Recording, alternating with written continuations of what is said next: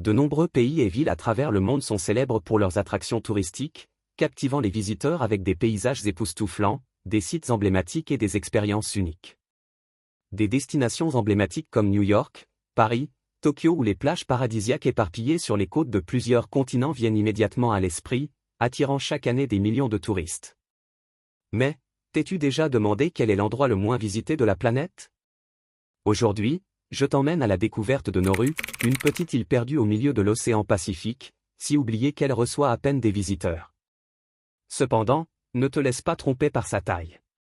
Ce qui se passe sur cette île mérite d'être le scénario d'un véritable film d'horreur. Tu es curieux de comprendre comment un paradis tropical s'est transformé en l'un des lieux les plus redoutés et évités au monde? Alors, reste avec nous, car ce que tu vas découvrir sur Nauru te laissera bouche bée. Bienvenue sur la chaîne Culture en scène. Abonne-toi pour ne rater aucune vidéo. Laisse un like en soutien et active la cloche des notifications. Nauru est le troisième plus petit pays du monde, mais y arriver est un véritable défi en raison de son isolement. La perception change complètement une fois que tu poses enfin le pied sur l'île, avec seulement 21 km², Nauru est plus petite que de nombreux quartiers de grandes villes. Pour te donner une idée, tout est à quelques pas, les plages, le centre administratif, les résidences, tout est là, à portée de main. En termes de territoire, Nauru est seulement devancé par le Vatican et Monaco. Cependant, voici la grande différence, tandis que le Vatican est le cœur spirituel de l'Église catholique et que Monaco symbolise le luxe et le glamour de la Riviera française, Nauru est un coin presque oublié du Pacifique, loin des projecteurs et pratiquement inconnu du reste du monde. C'est un endroit qui cache une histoire unique et un charme singulier, attendant d'être exploré par ceux qui osent s'aventurer sur ces plages isolées. Nauru est, en effet, un point perdu dans l'immensité de l'océan Pacifique. Lorsqu'on parle d'isolement, ce n'est pas une exagération, l'île la plus proche, Banaba, dans les Kiribati, se trouve à plus de 300 km de distance. Atteindre le continent le plus proche est encore plus compliqué, Brisbane, en Australie, est à près de 3000 km, avec un vol d'environ 5 heures, tandis qu'Hawaï se situe à plus de 4000 km. Cela place Nauru parmi les destinations les plus reculées de la planète. Entourée de récifs coralliens et avec un terrain accidenté à l'intérieur, cette petite île dégage une aura de mystère et d'exclusivité. Son accès difficile et le manque d'infrastructures pour les visiteurs la rendent pratiquement inaccessible. Avec un seul aéroport international fonctionnant de manière limitée et aucun port naturel, arriver à Nauru est une véritable aventure. De plus, son emplacement unique au milieu du Pacifique offre une biodiversité rare et un environnement pratiquement intact, à la fois culturellement et écologiquement. Nauru est un endroit que peu de gens osent explorer, un véritable trésor caché qui attend d'être découvert. Nauru est également l'un des pays les moins visités au monde. Malgré ses paysages paradisiaques et le charme irrésistible de l'île, seulement environ 200 personnes s'aventurent à la visiter chaque année. Mais pourquoi si peu de visiteurs? Ce n'est pas faute de beauté naturelle, je te l'assure, mais plutôt en raison des difficultés d'accès. Pour commencer, une seule compagnie aérienne dessert l'île, avec des horaires limités et des prix qui ne sont guère attractifs. Et, comme si cela ne suffisait pas, obtenir un visa pour poser le pied sur le sol nauruan peut s'avérer une véritable épopée. Pour te donner une idée de l'exclusivité d'une visite dans ce pays, moins de 15 000 personnes ont mis les pieds à Nauru au cours de toute son histoire. C'est comme faire partie d'un club exclusif d'explorateurs ayant découvert l'un des secrets les mieux gardés du Pacifique. En plus d'être une destination éloignée, Nauru fait face à une série de défis qui découragent même les plus audacieux. Et, comme nous le verrons plus tard, il existe une raison encore plus sombre derrière cet isolement, rendant l'expérience de visiter l'île encore plus intrigante et pleine de mystères.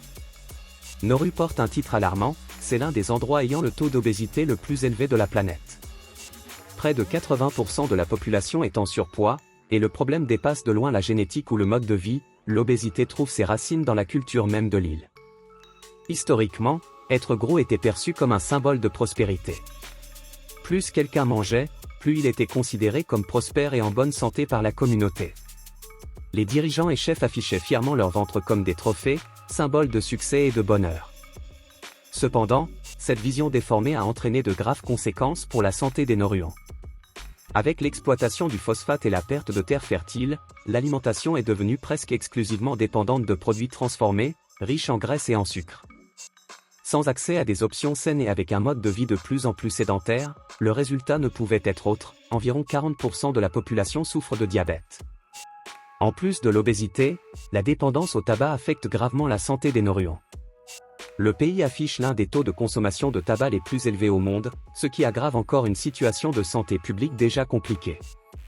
Pour une nation aussi petite, ces problèmes de santé sont devenus énormes, représentant un défi monumental tant pour la population que pour les autorités. Une autre curiosité intrigante à propos de Nauru est que l'île n'a pas d'armée. En effet, il n'y a ni soldats, ni chars, ni base militaire. Nauru ne dispose pas de forces armées propres et, en cas de menace extérieure, la responsabilité de sa sécurité incombe à l'Australie. Cet accord, en vigueur depuis des décennies, a du sens pour un lieu si petit et isolé. Plutôt que de consacrer ses ressources limitées au maintien d'une armée, Nauru a choisi d'investir dans d'autres domaines, laissant la sécurité entre les mains des Australiens. Pendant ce temps, une petite force de police locale s'occupe de maintenir l'ordre et de gérer les problèmes internes. Cette approche est simple et efficace, surtout pour un pays dont la population tiendrait dans un quartier de n'importe quelle grande ville. Il est important de rappeler que Nauru n'est pas seul dans cette décision, d'autres petits pays et îles du Pacifique adoptent une stratégie similaire, en s'appuyant sur des nations plus grandes pour garantir leur protection et leur sécurité. Cette alliance permet à Nauru de se concentrer sur son développement et sa préservation, tout en laissant les questions de défense à ceux qui disposent de l'infrastructure nécessaire. Aussi incroyable que cela puisse paraître, cette minuscule île au milieu du Pacifique était autrefois connue comme le pays le plus riche du monde. Oui, un endroit qui vit aujourd'hui dans l'oubli à nager dans l'abondance. Comment est-ce possible? Tout a commencé dans les années 1970, lorsque Nauru a atteint une richesse extraordinaire grâce au phosphate, une ressource naturelle formée au fil des siècles par les excréments d'oiseaux marins. Cet or blanc était si précieux qu'il a fait de cette petite île un véritable empire de richesse. Alors que le reste du monde rêvait de prospérité, Nauru vivait un conte de fées économique. Pour te donner une idée, en 1975, le revenu par habitant des Nauruans atteignait la somme incroyable de 176 000 $, plus du triple du revenu par habitant aux États-Unis à la même époque. Avec tant d'argent en circulation, les Nauruans se livraient au luxe et à l'ostentation. Des Cadillacs et des Land Rover parcouraient les rares routes de l'île, comme s'ils défilaient à Beverly Hills. Et cela ne s'arrêtait pas là, le gouvernement payait tout, santé, éducation, logement, et personne ne payait d'impôts. L'île s'était transformée en une fête d'abondance, et ses habitants investissaient à l'étranger, achetaient des propriétés et voyageaient dans le monde entier comme si le lendemain n'existait pas. Mais, comme dans tout conte de fées, la magie n'a pas duré. L'exploitation incontrôlée a épuisé les ressources en phosphate, et soudain, ce qui était autrefois une mer d'argent s'est transformé en un désert de dettes. Que restait-il de cette époque dorée? Des voitures abandonnées, des bâtiments en ruine et une population qui a vu son paradis se transformer en véritable cauchemar. Avec la fin du phosphate et l'effondrement économique, Nauru a sombré dans un chaos total. La corruption et le blanchiment d'argent se sont répandus sans contrôle, tandis que le changement climatique détruisait ce qui restait de l'industrie de la pêche. Le tableau était dévastateur, une terre autrefois prospère devenue aride, et un taux de chômage atteignant près de 80% de la population. La crise semblait sans fond.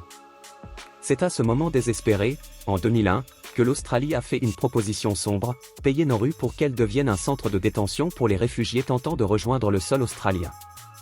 Sans option et au bord de la faillite, le gouvernement de Nauru a accepté, tentant ainsi d'éviter un effondrement total. C'est ainsi qu'est né le Nauru Regional Processing Center, un centre de détention géré par le gouvernement local.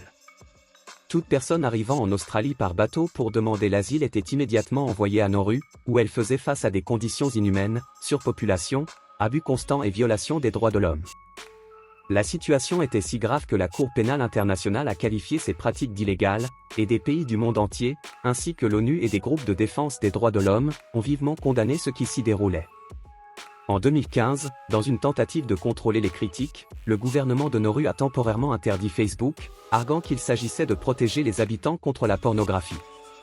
Cependant, peu de gens ont cru à cette justification, la véritable intention semblait être de faire taire les dénonciations et de dissimuler ce qui se passait réellement derrière les portes de ce centre de détention.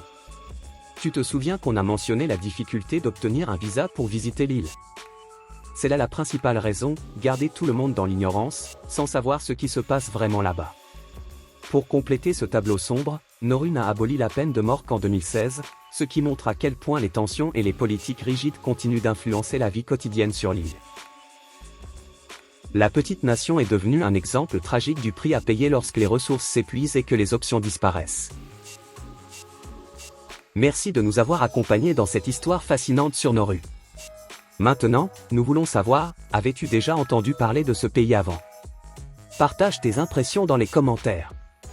Ah, et si tu as aimé la vidéo, n'oublie pas de liker et de t'abonner à la chaîne si ce n'est pas déjà fait. C'est la meilleure façon de nous aider à grandir. Regarde la vidéo qui apparaît maintenant sur ton écran. À la prochaine!